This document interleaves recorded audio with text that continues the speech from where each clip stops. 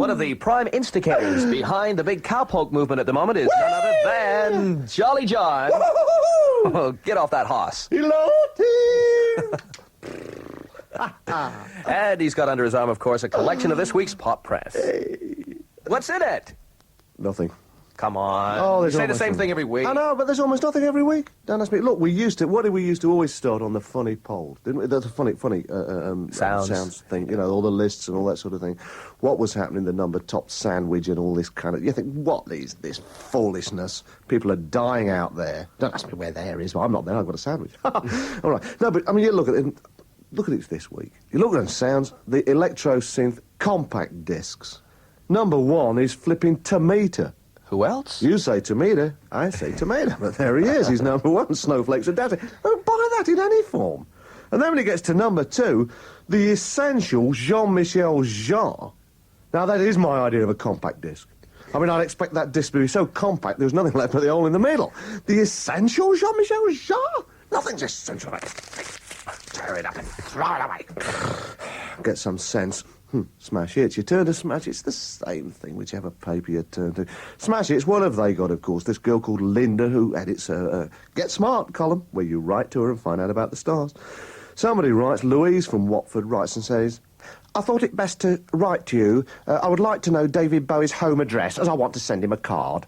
Oh, but Linda, she's not caught as easily as that. She's been working here for weeks. Come on. She says, well, says Linda from Smash Hits, she says, I'm afraid I've only got his phone number. Phone number. When could guys like you and I, we've been in this business a couple of weeks, when were we excited by the idea of David Bowie's phone number? I mean, if somebody said to me, all I've got is a pint of lager, then I get excited. You know, we can't, you know, there's nothing, no laughs in the paper. Look, Melody Maker. Sick joke of the week. Question, how do you get the Jackson 5 into a Mini? Answer, 2 in the front, 2 in the back, and Michael Jackson in the ashtray. Oh! See what I mean? I mean, record reviews. I mean, these people are big names. They fill places the size of Tasmania, the Thompson twins. Not only that, they're so big, there's 3 of them. It's amazing, isn't it? No, but there they are. Now, look, they bring out an album, Into the Gap. What's it getting sounds? 1 star. Only 1 star? 1 star. Mind you, there's a photograph of Alana here. Alana, I think, is how she likes to have her name pronounced. I asked her personally. Oh, I'm sorry. I was having lunch with her and Billy Bragg, and she told me personally. No, I said to her, I said, what is it, Alana? She said, it's Alana. Like that, she's like, you know. But, I mean, really, Alana Curry is photographed there in sounds. She's promoting an album called Into the Gap. If you were promoting an album called Into the Gap, would you stand like that? I mean, come on. What does this mean? Is the music business passing me by? I asked myself. Oh, it nearly did. In fact, it did pass me by last Wednesday because I was going to my famous jazz gig, which somebody turned up at the gig last night, and I was doing a lecture at Croydon College of Art, and I couldn't make it, you know, and the guys played, and people shouted from the back, in fact, from the front, because there's so few people in there, where's Walters? I'm told. And they said, he's not here tonight, and all the crowd left. I think they brought a tape or something for the Beale show. But anyway, I was on my way there, and I'd gone, you know, I referred to that Silkwood film. I went to a film preview in, you know, Water Street. We go to the film. Sure, the Karen Silkwood. Sure, usually. And the Meryl Streep film. And I was coming out of there, and I thought, just opposite that flipping marquee, and I had a look, and I thought, who's on tonight? I knew I wanted to see something. I wanted to see Thor. Oh, yes. You've seen the photographs? Yes. Big guy, ooh, me, Thor. You pay to get in. Oh, yes, son. Huge guy. But, of course, the record came out. They're trying to get him off the ground. If he is a him, whatever it is, or a them, it's difficult to say. There looks like about 3 of them in there, but he's a big guy. Looks like the Thompson twins. He's even standing like her. You know, what? Anyway, so when you have a look at the Melody Maker, and Thor, Helen Fitzgerald is reviewing the album. She says, you take 3 untalented musicians and match them with a singer whose arrogance will hopefully camouflage his lack of talent. You kit them out in chains and leather, throw in a big-breasted blonde to deflect even further from the point. You chuck them in a studio and hope for the best. Here's where your problems start. They might be passably acceptable in a live context, suitably exaggerated to survive, but how can you hide their inadequacies on vinyl? The answer is you can't, says Helen Fitzgerald in Melody Maker. 4 are eminently forgettable, so let's do it now. But if I hadn't gone to my jazz gig and gone into the marquee, paid me a couple of quid, I wouldn't have forgotten it. Here's a description in sounds. I mean, look at this. Donning a pair of protective goggles. Who starts an act with putting on a pair of... Hold on, everybody. Do you really like soul music? Hang on, I'll put me protective... What? Protective goggles. Thor earned his immortality by blowing up a Slumberland extra strong hot water bottle, with guarantee, until it exploded. Wow. Now that is, come on, is that soul music or is that not soul? What? I mean, the melody maker, Mick Mercer, who went to the live gig, not the record, he says the same thing. He says it's incredible. And he says, but ridiculous as it may seem, when that water bottle went to meet its maker with a startled expression, the evening changed. Thor could do no wrong.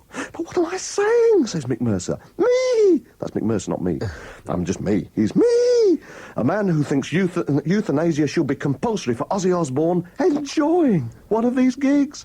Thor, you've just ruined my reputation. No one's ever going to talk to me again. He really enjoyed it. I mean, wouldn't you enjoy a gig where somebody blew up a hot water bottle? I mean, this guy, and he bent metal into lumps and passed it around the audience. That's easy. I'd like to see you do it. Come on. Well, that's about all that's in the papers this week. No, come on, no, there must be more. Oh, come on, look, what time is it? Poll time! I knew you'd know. Once again, this week it's Sounds Readers Poll for 1983, and you think, oh, come on, what have they got here? For instance, how do you feel about Bruce Dickinson? I've enjoyed his writing, actually. Indeed. That's very strange. He came sixth in the Male Singer. Oh, I didn't know either. I mean, I must admit, that just shows my ignorance of this thing. He must be one of these people who bends metal and blows up hot water bottles and all that sort of thing, but he's obviously didn't sing as well. Came sixth. Ronnie James from Dio. Dio, I think. Dio, is it? Yeah, well, it's probably Bruce Dickinson. Who can say? But either of them, one of them came sixth and one of them won. Who knows that? That's the Male Singer section. Yeah. Radio show? Wait a minute. And then we come to favourite drink. They have a drinks poll in here. Favourite drink. Well, it sounds it's got to be... Lager. Wow, wow, wow. Oh, it's not David Bowie's phone number, it's lager. Wow, wow, wow. Tremendous, you know those boys.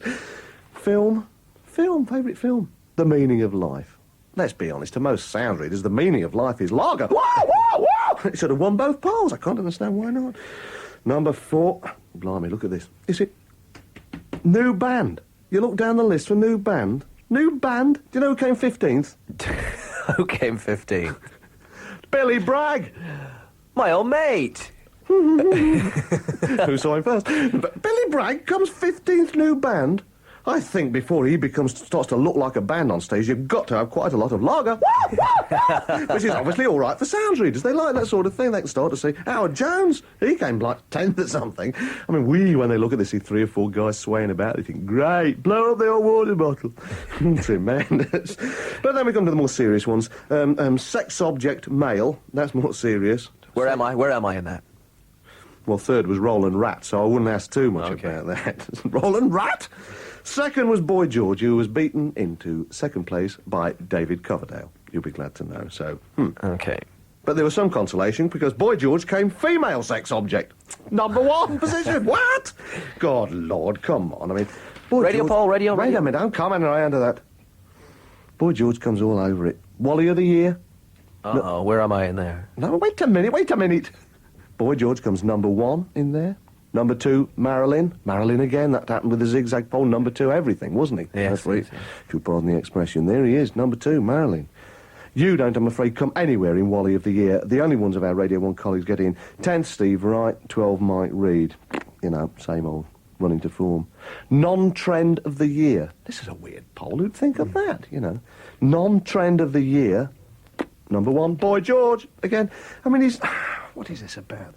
What sort of a poll is that? 6th was Flares, flared trousers. 8th, Marilyn again. I'm feeling really sorry for Marilyn, you know, because he's really taking some stick.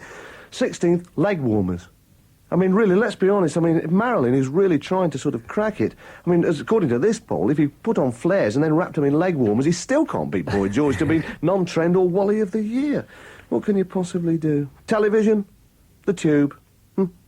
There we are. Number 2, the young ones. And the radio show. Just shows you. Why? What? There is no radio poll. No disc jockey, no programme. Nothing in there. No radio, Paul. I can't believe What it. kind of a poll is this? They've got drinks. I'd sooner drink than listen to the radio, sure. But on the other hand, I'm old. You know, I mean, what's the matter with these people?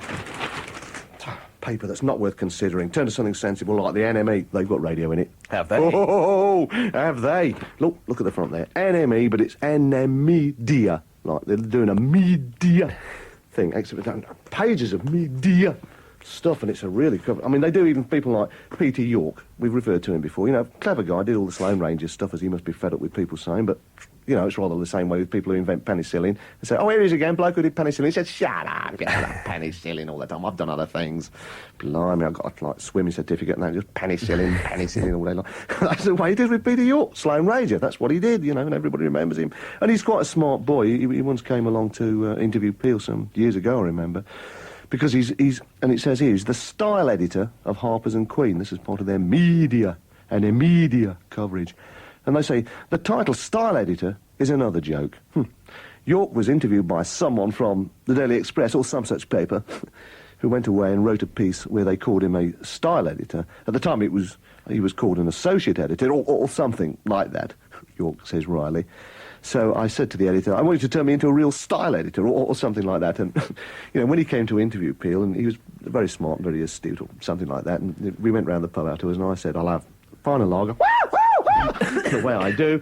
And so I said, and I expect, Peter, you'll have a Campari and soda. And he said, how'd you know that?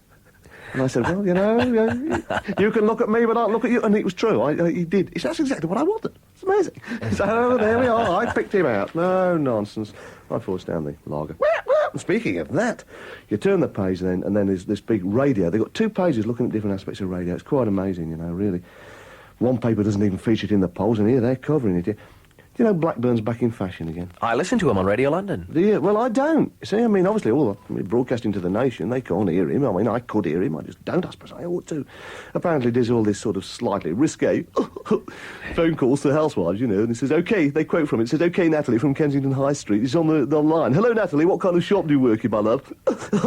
It's a leather shop. I bet that's a turn on, eh, Natalie? I thought so, but to be truthful, leather isn't really my thing. Is it yours? Is it is?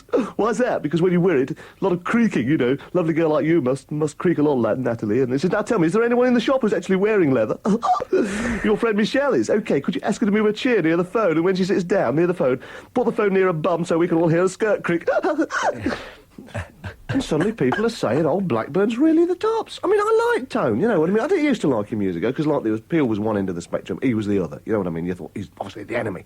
But I think he's mellowed over the year. I can talk to him. He's sort of talk to him vaguely, you know, but I mean, obviously here he is doing all this sort of thing.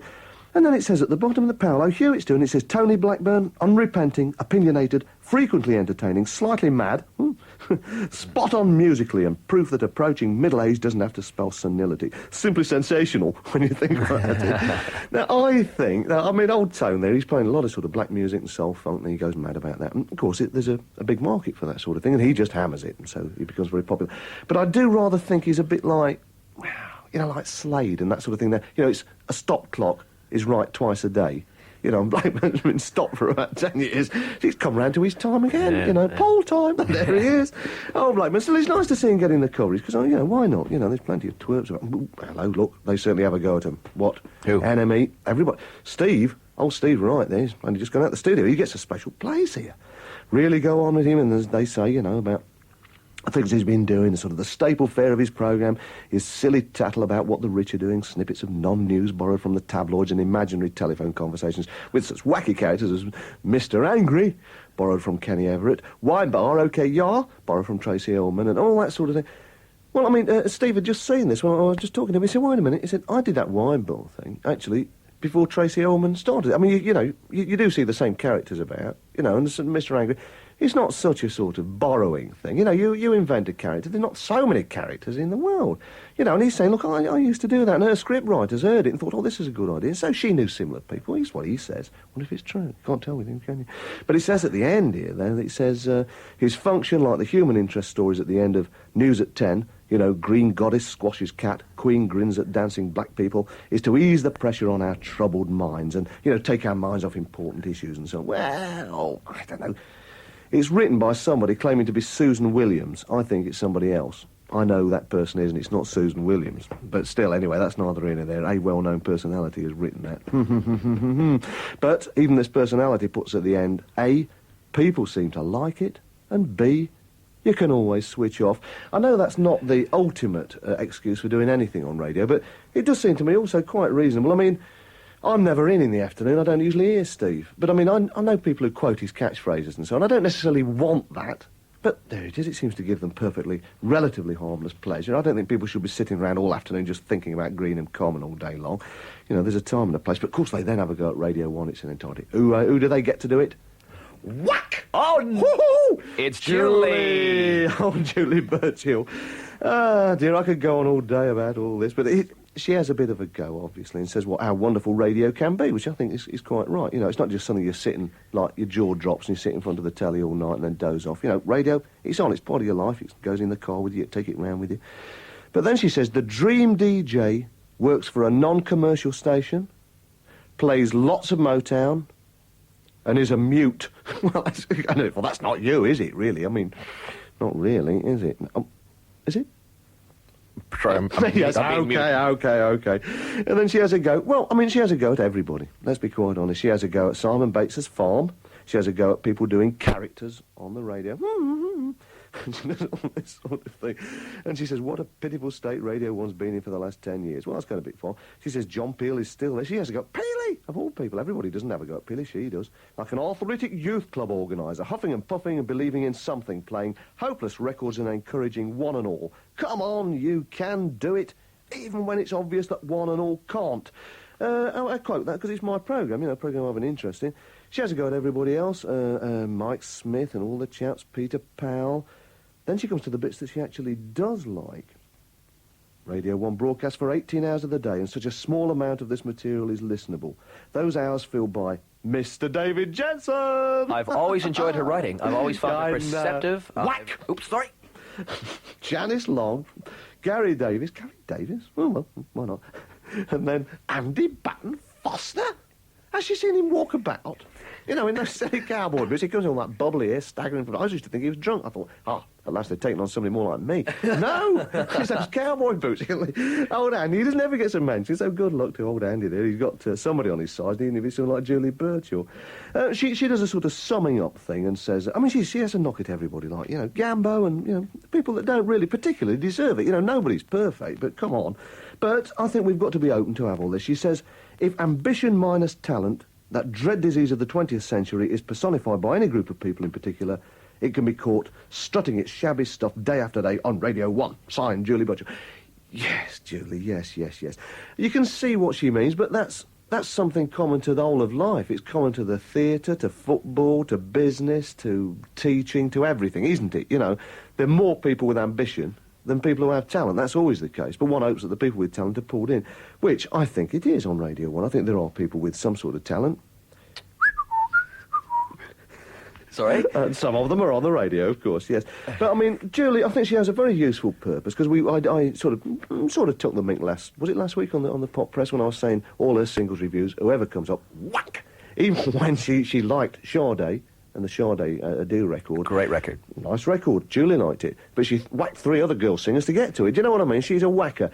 I don't think that's necessarily wrong. She's the sort of role as counsel for the prosecution. She does it very well. You enjoy... Well, perhaps people today at Radio 1 might not have enjoyed reading her writing. I quite enjoy it because she always has a real good go. She's counsel for the prosecution. Stick somebody up in the dock, whack! She doesn't know who they are. You know what I mean? They just put up the prisoner, whack! She starts. So, some people can defend it, some people can attack it. As long as she does it quite well. I think we should take this, not necessarily in the spirit which it's given, but in a sensible spirit and say, well, is she saying what's true? You know, are some people boring? Are some people this, that and the other? Either we can say they aren't, and if they are, then why are they? You know, we must sort it out. I think you've got to take criticism on that level. So anybody can turn around to me and say, that's easy for you, she doesn't mention you.